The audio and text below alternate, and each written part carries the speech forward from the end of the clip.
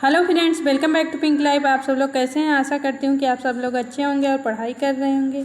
आज हम लोग ये सीटेट के हिंदी का पेडागोजी के क्वेश्चनों की प्रैक्टिस करेंगे। ये दिसंबर 2022 का सेट है और ये काफ़ी ट्रिकी क्वेश्चन है। आप इसके पहले के क्वेश्चनों को उठाकर देखेंगे तो आपको समझ में आएगा कि इस बार कितना ट्रिकी क्वेश्चन पूछा गया था। आज हम लोग टोटल 15 क्वेश्चनों की प्रैक्टिस करेंगे। आपके कितने क्वेश्चन करेक्ट हुए एक बात कमेंट में लिखकर ज़रूर बताइएगा। तो हम पैसेज की भी प्रैक्टिस करेंगे, लेकिन हम उसे बाद में करेंगे। तो पहला क्वेश्चन देखते हैं। एक भाषा शिक्षिका अपनी कक्षा की शुरुआत सामान्यतः कुछ निश्चित परिस्थितियां देकर कुछ प्रश्न प्रस्तुत कर अपने अनुभव साझा कर आदि द्वारा करती है, इसे कहा जाता है। फर्स्ट ऑप्शन है पठन के पूर्व के कार्य, सेकेंड है पठन के दौरान के कार्य, थर्ड है निरंतर चलने वाले कार्य, फोर्थ है पठन पश्चात के कार्य।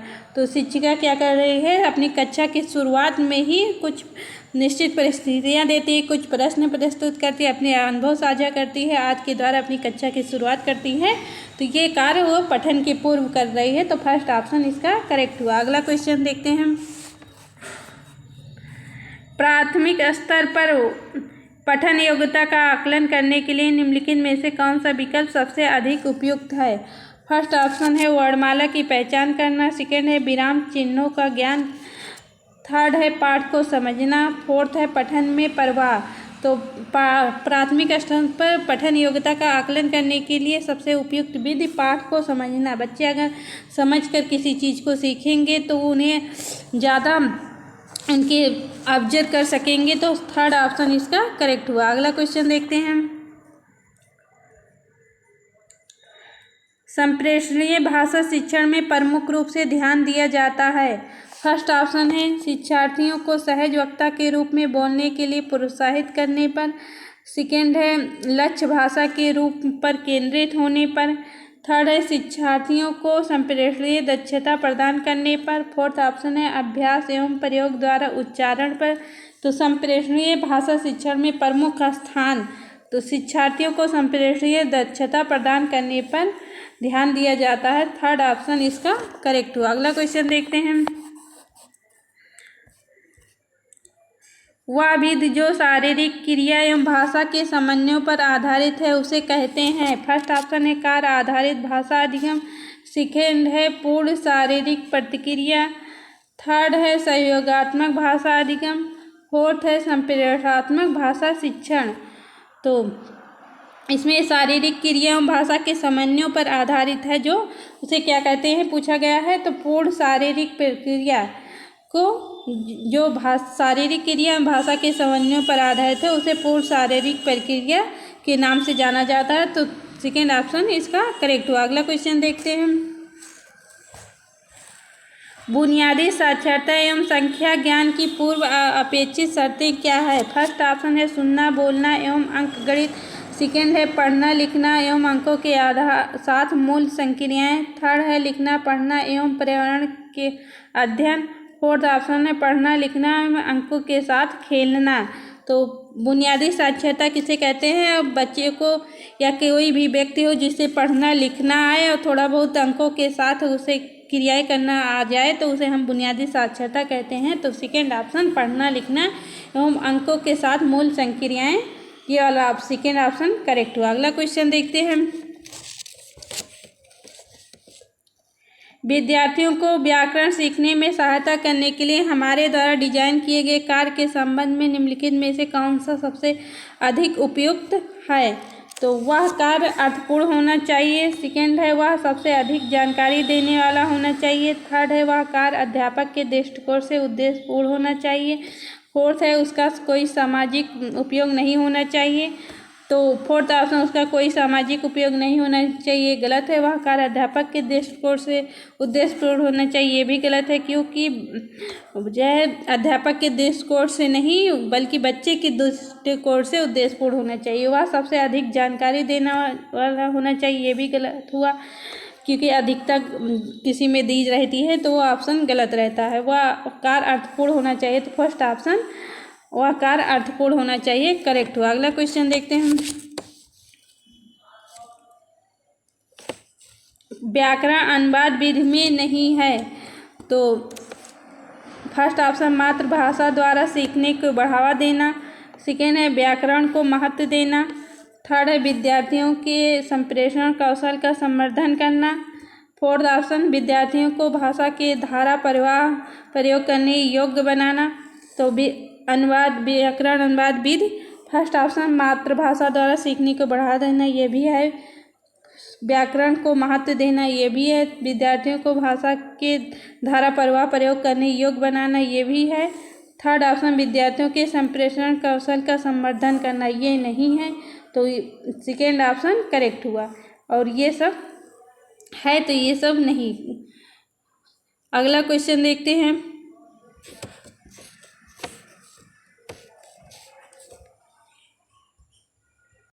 निम्नलिखित में से कौन सत्य नहीं है? फर्स्ट ऑप्शन है भाषा की कक्षा के लिए एक अच्छी पाठ सामग्री सांस्कृतिक रूप से बोझिल हो। सेकेंड, एक अच्छी पाठ विषय वस्तु में सभी व्याकरणिक संरचनाएं शामिल होनी चाहिए।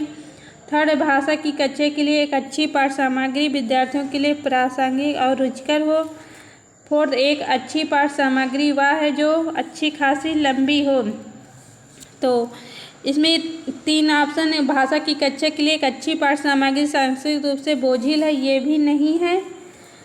सेकेंड वाला एक अच्छी पाठ विषय वस्तु सभी व्याकरणिक संरचनाएं शामिल होनी चाहिए, ये भी नहीं होगा।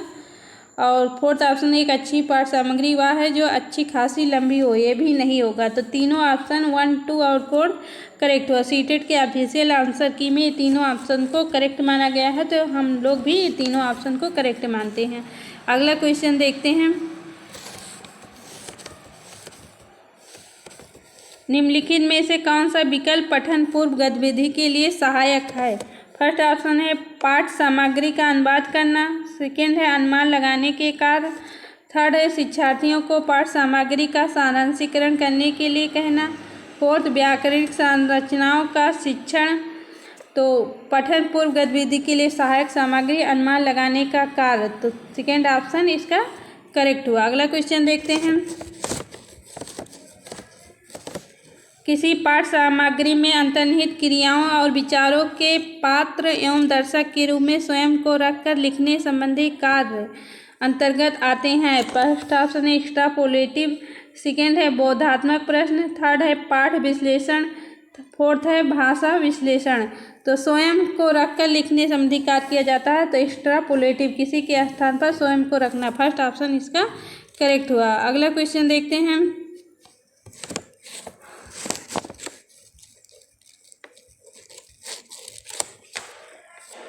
भाषा कक्षा में काव्य वैसे ही पढ़ाना चाहिए जैसे गद्य पढ़ाया जाता है। कवि का विस्तार से परिचय देने के बाद ही पढ़ाना चाहिए। थर्ड ऑप्शन है समझने, सराहना करने और आनंद लेने के लिए। फोर्थ, कवि और कविता के बारे में अधिक।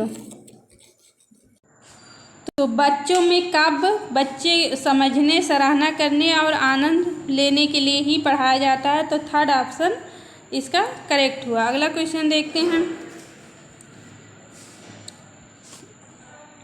एक भाषा शिक्षक विद्यार्थियों के आकलन के दौरान विद्यार्थियों के बारे में जानकारी संकलित करता है या करती है? फर्स्ट ऑप्शन तकनीकी शब्दावली तथा भाषा द्वारा विद्यार्थियों को प्रतिपुष्टि देने के लिए। सेकेंड है शैक्षणिक एवं सह शैक्षणिक पहलुओं से जुड़े विविध उपकरणों एवं प्रविधियों का उपयोग करना। थर्ड है उसके निष्पादन के आधार पर उन्हें उत्कृष्ट, औसत एवं कमजोर श्रेणी में वर्गीकृत करने के लिए। फोर्थ ऑप्शन भाषा की कक्षा में अधिक से अधिक शिक्षण सहायक सामग्री के उपयोग के उद्देश्य के लिए। तो इसमें आकलन के दौरान विद्यार्थियों के बारे में अधिक जानकारी। तो फोर्थ ऑप्शन भाषा की अधिक से अधिक शिक्षण सहायक सामग्री के उपयोग के उद्देश्य के लिए, ये गलत हुआ क्योंकि अधिक से अधिक ये यहाँ निगेटिव हुआ। उनके निष्पादन के आधार पर उन्हें उत्कृष्ट, औसत एवं कमजोर श्रेणी में वर्गीकृत करना, ये भी गलत है क्योंकि बच्चों में किसी प्रकार का वर्गीकरण नहीं किया जाता है। और फर्स्ट ऑप्शन तकनीकी शब्दावली तथा भाषा द्वारा विद्यार्थियों को पृष्ठ देने के लिए, तो तकनीकी शब्दावली भी का भी उपयोग नहीं किया जाएगा छोटे बच्चों के लिए। सेकेंड ऑप्शन शैक्षणिक एवं शैक्षणिक पहलुओं से जुड़े विविध उपकरणों एवं विधियों का उपयोग करना, तो सेकेंड ऑप्शन इसका करेक्ट हुआ। अगला क्वेश्चन देखते हैं हम। पाठ्यक्रम के दौरान शिक्षार्थी की कठिनाइयों, उनके ज्ञान में रिक्तता तथा कौशल में कमियों को ज्ञात करने के लिए एक परीक्षण विकसित किया गया है, उसे कहते हैं। फर्स्ट है उपलब्धि परीक्षण, सेकेंड है प्रवीणता परीक्षण, थर्ड है श्रेणी परीक्षण, फोर्थ है निदात्मक परीक्षण। अगर बच्चे में किसी प्रकार की कठिनाई आती है, उनके ज्ञान में रिक्तता है, कौशल में कमियां हैं, तो उसको हम पहले पता लगाते हैं, फिर उसका हम उपचार करते हैं, उसका निदात्मक परीक्षण करते हैं। तो फोर्थ ऑप्शन निदात्मक परीक्षण करना तो करेक्ट हुआ। अगला क्वेश्चन देखते हैं। ये वही क्वेश्चन है, सॉरी। निम्नलिखित में से कौन सा विकल्प पोर्टफोलियो आकलन के बारे में सही नहीं है? फर्स्ट ऑप्शन है पोर्टफोलियो आकलन विद्यार्थियों के अधिगम के प्रमाण प्रदान करना। सेकेंड है यह विद्यार्थियों को अधिक स्वतंत्र बनाने में सहायता करता है। थर्ड है यह विद्यार्थियों के चिंतन को पोषित करता है तथा अपने अधिगम की स्वयं निगरानी करने में सहायता करता है। फोर्थ, पोर्टफोलियो आकलन विद्यार्थियों के अधिगम का एक बार में किया जाने वाला आकलन है। तो पोर्टफोलियो के बारे में ऑप्शन नंबर 1 भी करेक्ट है, सेकेंड भी करेक्ट है, थर्ड भी करेक्ट है। तो इसमें सही नहीं है, तो सही नहीं है, कौन सा सही नहीं है? फोर्थ ऑप्शन सही नहीं है, तो ऑप्शन नंबर 4 करेक्ट हुआ। अगला क्वेश्चन देखते हैं। व्याकरण की कक्षा में हमें पहले, फर्स्ट ऑप्शन है व्याकरण के रूप कैसे बनते हैं, इसकी व्याख्या करनी चाहिए। सेकेंड है सामान्य चर्चा के द्वारा व्याकरण के रूप प्रस्तुत करने चाहिए। थर्ड है अनियमित रूप की व्याख्या करनी चाहिए यदि कोई है तो। फोर्थ है उसके सामाजिक कार्यों का वर्णन करना चाहिए। तो व्याकरण की कक्षा में हमें पहले क्या करना चाहिए? सामान्य चर्चा के द्वारा व्याकरण के रूप प्रस्तुत करने चाहिए, तो सेकेंड ऑप्शन इसका करेक्ट हुआ। आज के वीडियो में इतना ही। वीडियो अगर पसंद आया हो तो लाइक कर दीजिएगा, शेयर कर दीजिए। चैनल पे नए हैं तो चैनल को सब्सक्राइब कर दीजिए, बेल आइकन को प्रेस कर दीजिए। मिलते हैं नेक्स्ट वीडियो में, तब तक के लिए टेक केयर, बाय बाय।